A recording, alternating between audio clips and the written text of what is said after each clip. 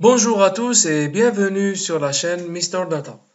Aujourd'hui, je vais vous montrer les premières étapes à faire pour pouvoir élaborer un dashboard sous Excel.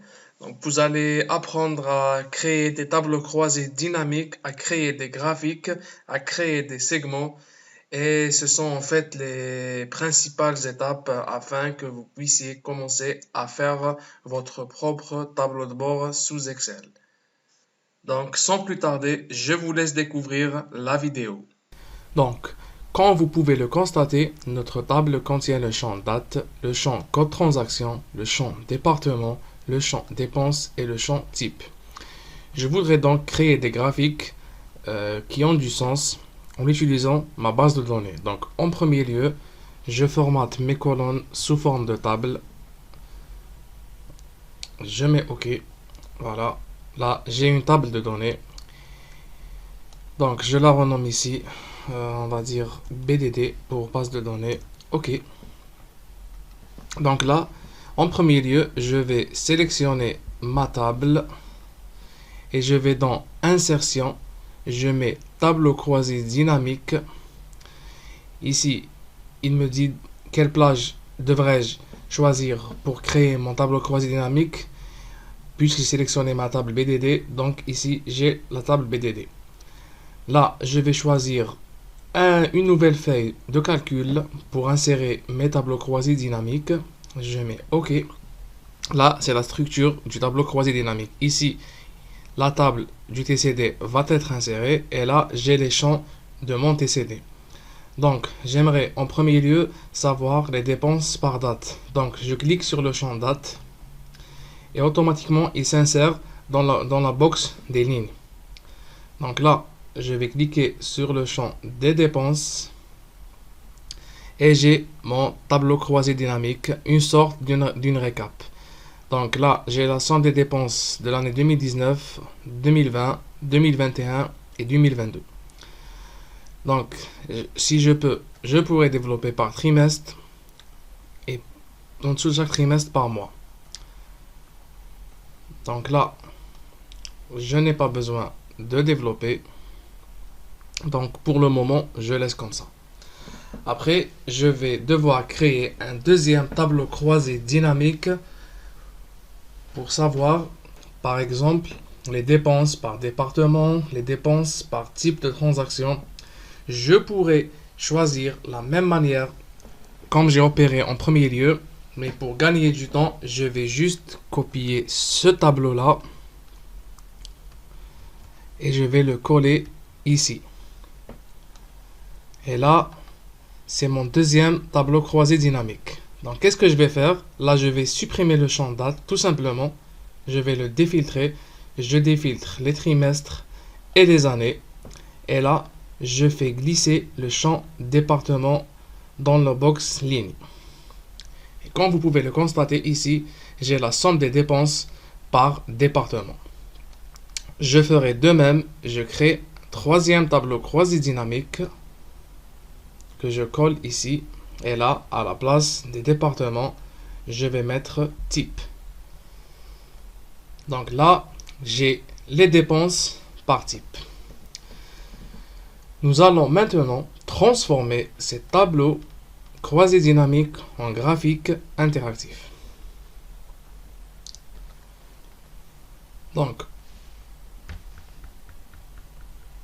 Donc, en premier lieu, je m'assure des noms de mes tableaux. Donc, je sélectionne ce tableau-là. Je mets option du tableau croisé dynamique ou bien je clique ici, analyse du tableau croisé dynamique. Et là, je vois que le tableau se nomme tableau croisé dynamique 1. De même, je sélectionne celui-là. C'est le deuxième tableau croisé dynamique. Et là, c'est le troisième tableau croisé dynamique. Vous allez comprendre pourquoi je dois vérifier le nom de chaque tableau par la suite. Donc, je sélectionne les lignes contenant les dépenses par année. Je vais dans Insertion et je choisis un graphique recommandé. Là, j'aimerais avoir la totale en courbe. Donc, je mets OK. Là, j'aimerais ne pas avoir ces boutons-là. Donc, je viens ici, bouton de champ, et je désactive tous les boutons. Là, pour rendre les choses un peu esthétiques, je vais enlever le champ. Là, je vais changer un peu le style. Je vais mettre celui-là. Et puis, j'enlève le quadrillage. J'enlève la légende aussi, puisque je n'ai qu'une seule valeur qui se varie. Et je vais mettre les étiquettes de données. Là, je donne un nom à mon graphique. On va dire dépenses par année. Je pourrais éventuellement formater les nombres affichés en dessous. Donc, je clique. Je mets mettre en forme les étiquettes de données. Bon, là, j'en ai pas besoin. Donc ici, je vais vers nombre et je vais mettre monétaire, les décimales 0, c'est-à-dire les nombres après les virgules. Et là, je choisis la monnaie du pays qui est le dinar algérien. Voilà, donc je crée une nouvelle feuille, feuille 3. J'enlève le quadrillage. Et là, je copie ce graphique-là dans la nouvelle feuille. Donc, je vais le mettre ici. Donc, je retourne vers mes tableaux croisés dynamiques. De même, je vais sélectionner ici. Je vais mettre insertion. Là, j'aimerais afficher un camembert. Donc, de même, je vais enlever les boutons.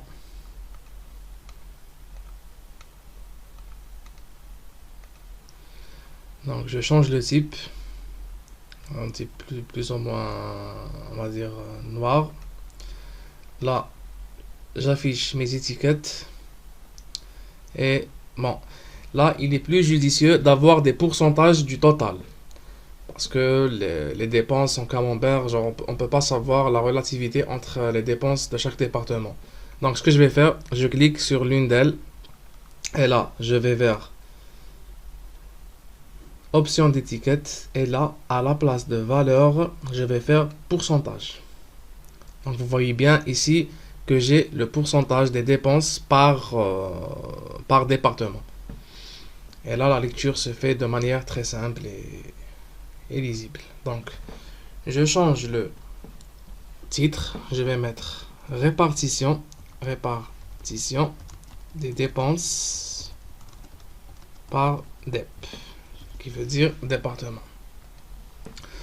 Je pourrais ici mettre en gras, et comme ça, pour que ça paraît bien. Donc, de même, je déplace ce graphique vers la feuille de mon tableau de bord.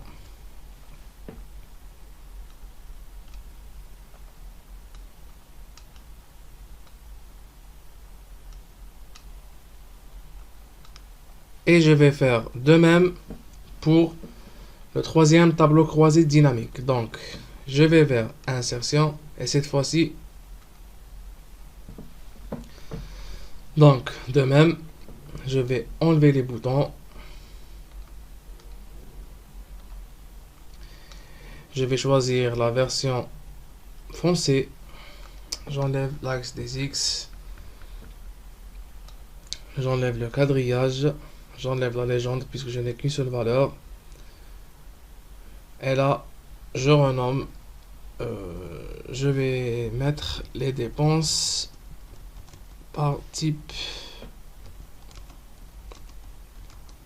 de transaction.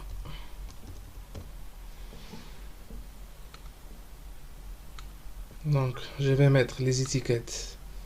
Et là, je formate le format des étiquettes. Donc,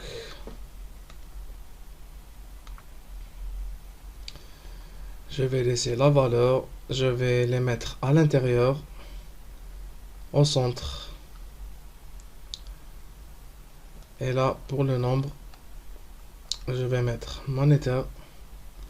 Les nombres après les décimales, j'affiche pas après la virgule. Et là, je choisis la monnaie du pays.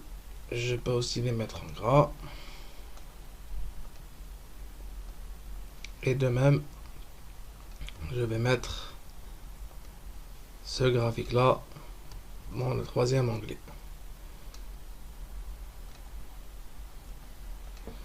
Donc là déjà, mon tableau de bord commence à prendre la forme. Donc ce que je vais faire ici, c'est j'aimerais rendre ce tableau-là dynamique. Donc, ce que vous devrez savoir, c'est que ces tableaux-là puissent leur donner de la même table, c'est-à-dire la même source. Donc, en une sorte, ils sont plus ou moins reliés par la même source. Donc, je choisis un des tableaux, le premier, je clique n'importe où sur le tableau. Je viens vers Analyse du tableau croisé dynamique. Je mets Insérer un segment. Et là, je choisis les deux segments département et type. Donc, mes segments sont là. Je les transfère vers la troisième feuille du tableau de bord.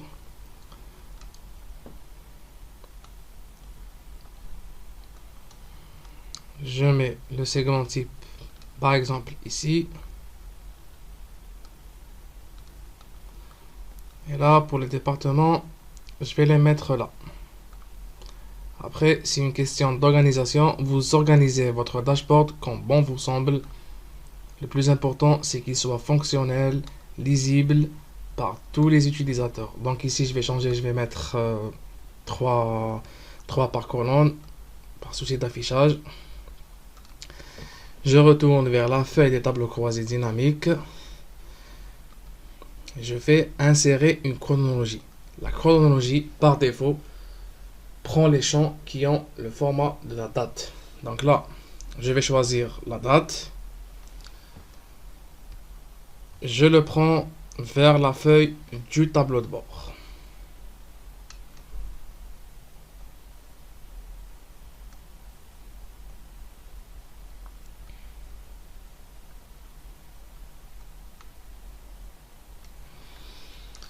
Vous vous rappelez qu'on avait vérifié le nom des tableaux. Donc, j'aimerais que ces filtres-là fonctionnent à chaque fois que je clique sur une des composantes du filtre, que ce soit ici ou bien sur la chronologie. Donc, je vais cliquer sur ce filtre-là. Je vais vers connexion et rapport. Et j'aimerais que ce filtre n'agisse que sur ces deux graphiques. Car il n'est pas évident de filtrer sur une date, sur un graphique qui comporte des dates. Parce que sinon, le graphique aura qu'une seule valeur. Donc, je vais décocher le premier tableau contenant les dépenses par date. Et je vais sélectionner les deux autres tableaux d'où on puise ces deux graphiques-là. Et je mets OK. Donc, pour celui du département, de même, je vais laisser le premier tableau et je vais rajouter le troisième tableau. C'est-à-dire le troisième graphique. Donc, si je clique là ou là, ça ne change pas parce que ça n'aurait pas de sens. Sinon, j'aurais qu'une seule valeur. Et là, ça va changer sur celui-là et celui-là. Donc, je mets OK. Et pour celui-là, de même, j'aimerais qu'il agisse sur le premier et le deuxième TCD. Donc, sur ce graphique-là et sur ce graphique-là. Je mets OK. Et là, je commence à tester mes filtres. Donc, ici, par exemple, je vais choisir l'année, on va dire 2019. Vous remarquez bien qu'ici, les chiffres changent. Là, j'ai que les données qui sont relatives à l'année 2019. Donc, je suis dans l'année 2019. Je vais mettre 2020. Je remarque bien qu'ici, les données changent. Mais là, ça reste inchangé. Parce que sinon, je n'aurai que ce point-là de cette année qui change. Donc, je me positionne toujours sur l'année 2020. Et là, je vais partir en profondeur. Je vais choisir par mois. Et là, on va dire, je vais mettre mars. Vous voyez bien que les données changent à chaque fois que je change de filtre. Je défiltre pour avoir le tout. Là, De même, par exemple, je voudrais savoir les dépenses par année ou les dépenses par type de transaction par département. Donc, je clique par exemple sur la logistique. Et là, je remarque que ce graphique-là a interagi avec ce segment ainsi que ce graphique-là.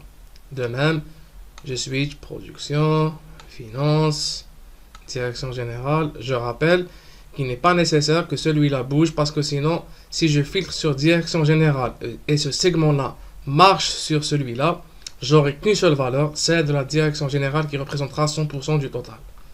Donc, je défiltre, je choisis par exemple chèque. Je vois bien que ces deux graphiques-là interagissent, mais celui-là ne bouge pas. Le même souci que d'autres. Voilà, c'était tout pour aujourd'hui. J'espère que le contenu vous a plu. N'hésitez surtout pas à vous abonner à mes différents comptes et je vous dis à très bientôt.